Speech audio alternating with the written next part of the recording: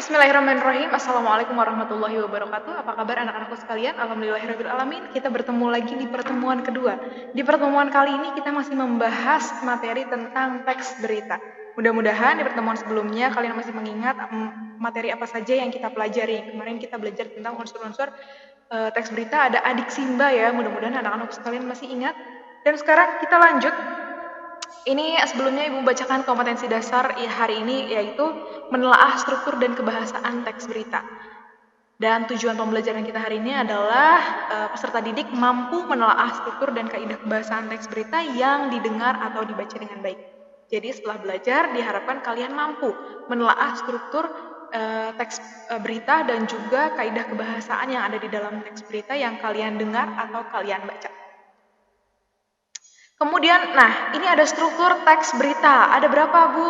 Yang pertama, ada kepala berita atau biasa kita kenal dengan judul.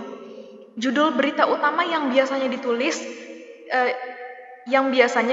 besar dan cetak tebal. Jadi biasanya kalau misalnya judul berita itu di atasnya ditulis dengan huruf besar, huruf kapital, bisa huruf kapital semua atau huruf kapital di awal.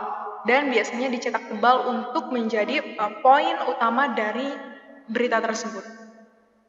Struktur yang kedua, ada teras berita atau orientasi.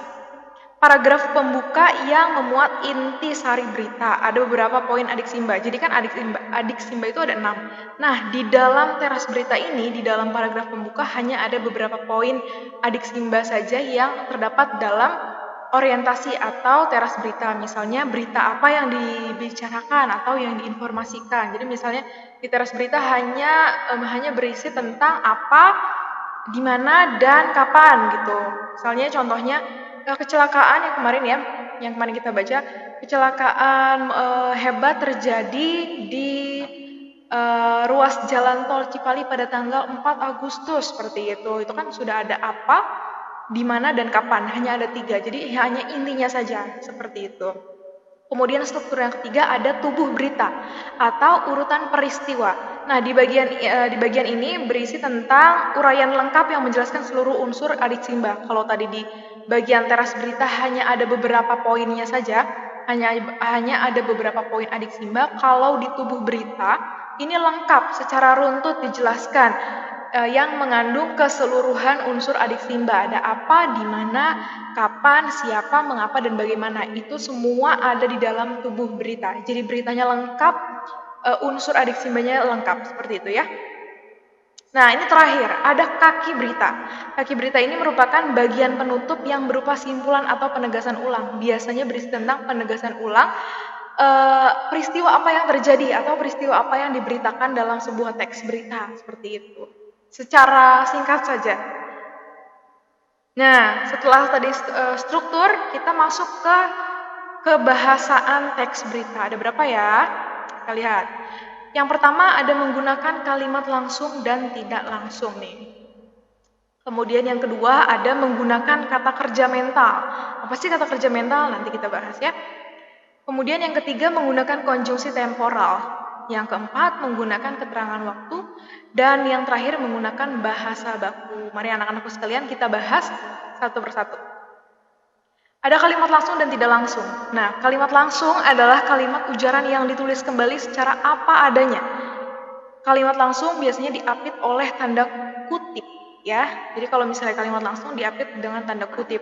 Jadi misalnya gini, ketika kita menyajikan sebuah berita itu kan pasti kita dapatkan dari narasumber. Nah, ketika narasumber itu menyebutkan A, itulah kata-kata yang disebutkan oleh narasumber lah yang kita tulis di dalam sebuah teks berita.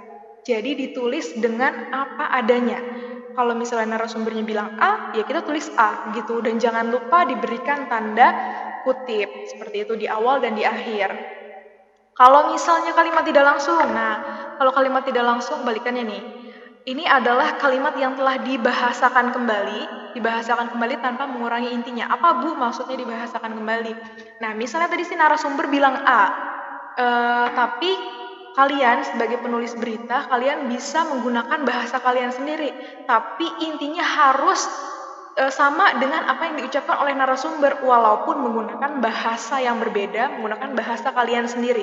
Tapi inti dari pembicaraannya itu harus sama. tidak boleh di luar intisarinya, tidak boleh mengurangi intinya, gitu ya. Tidak boleh mengurangi atau melebihkan informasi yang diberikan oleh narasumber, tapi boleh menggunakan bahasa kalian sendiri. Seperti itu. Nah, ini ada contoh kalimat langsung dan tidak langsung. Contoh kalimat langsung seperti ini, ya. Dilihat ada cirinya adalah ada tanda kutip. Saya datang tidak bawa apa-apa ke sini. Datang badan masih basah-basah naik pesawat untuk ambil penghargaan. Terima kasih Bapak Presiden sudah kasih saya penghargaan untuk penyu. Kata Musa.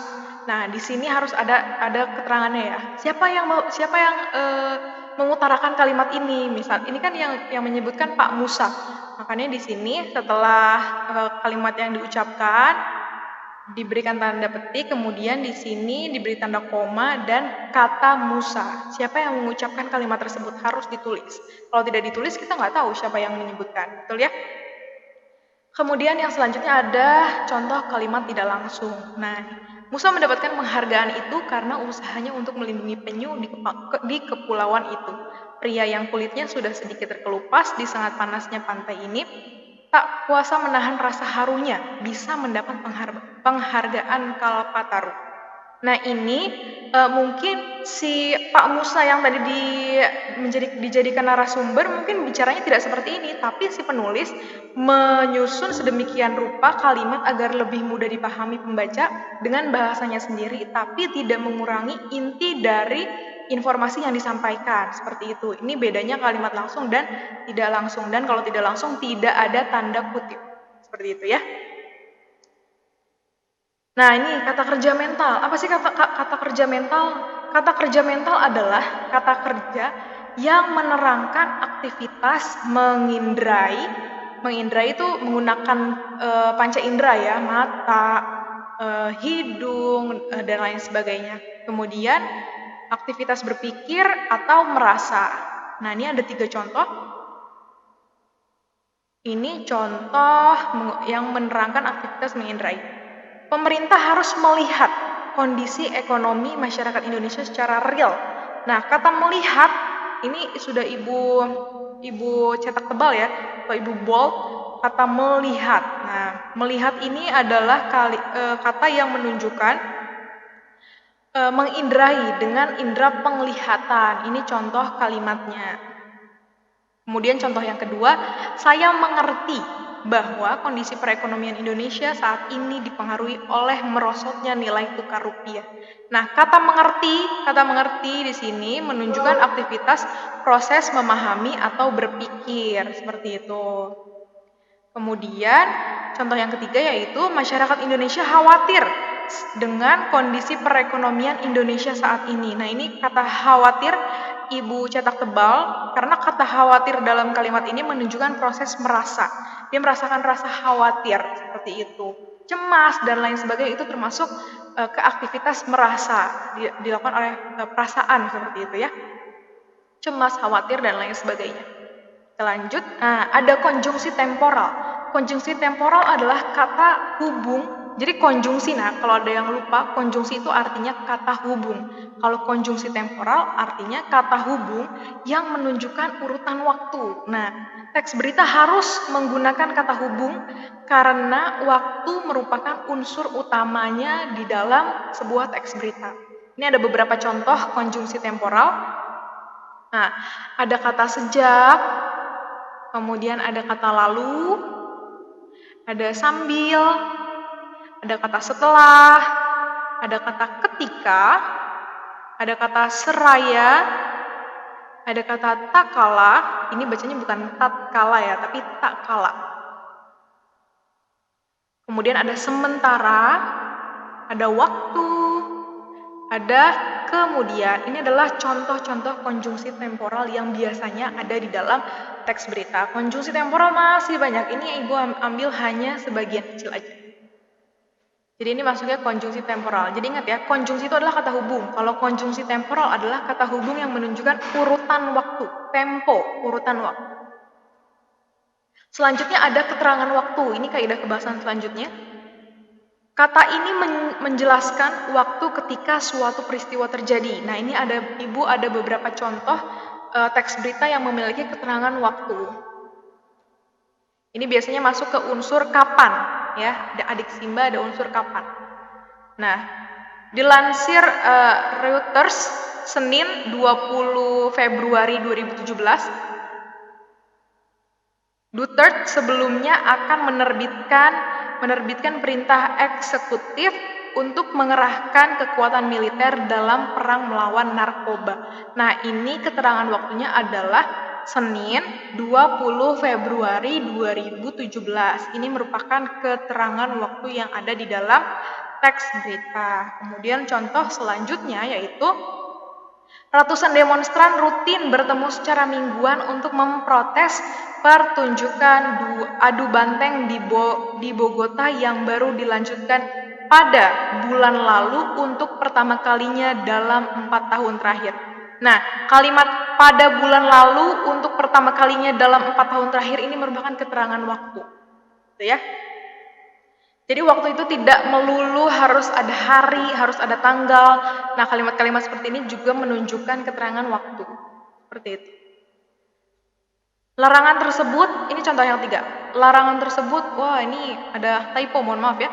Larangan tersebut dicabut oleh Mahkamah Konstitusi setempat yang mengatakan itu adalah warisan budaya nasional yang selalu mendorong bentrokan dengan polisi setiap minggunya. Nah, ini Ibu tekankan sekali lagi, keterangan waktu tidak melulu atau tidak harus ada hari, tanggal, bulan, dan tahun. Keterangan seperti ini juga termasuk keterangan waktu.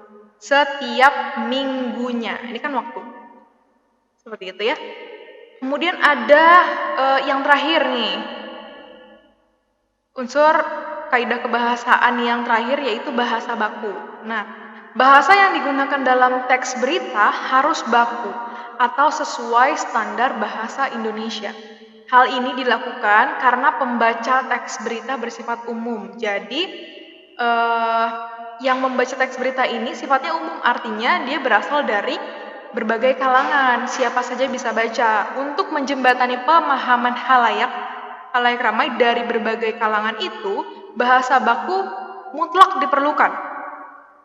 Nah, kenapa diperlukan? Karena kan tadi, karena pembacanya itu bersifat umum dan berasal dari berbagai kalangan, untuk itu dalam menyajikan sebuah teks berita harus menggunakan bahasa Indonesia yang baku agar bisa dipahami oleh seluruh kalangan yang membaca teks berita tersebut.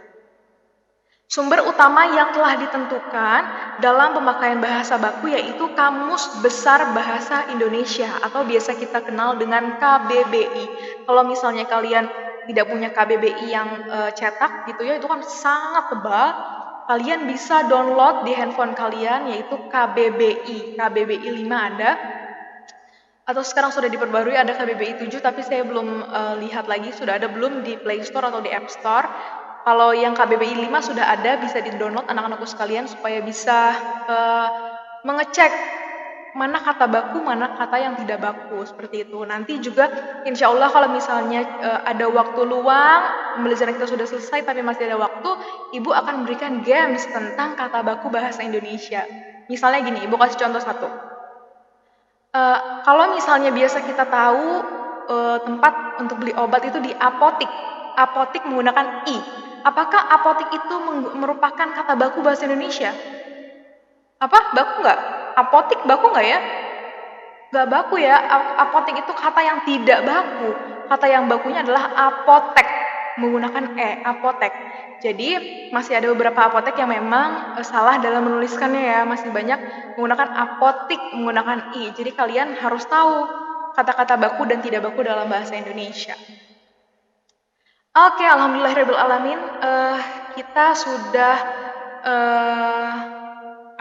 sudah sampai di penghujung materi pembelajaran.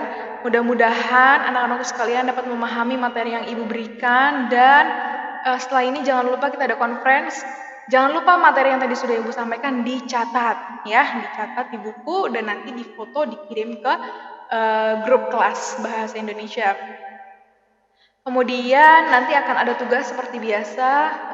Alhamdulillah kemarin kalian sudah mengerjakan tugas dan rata-rata sudah mampu ya mengerjakan tugas yang diberikan. Alhamdulillah sudah paham berarti semuanya ya.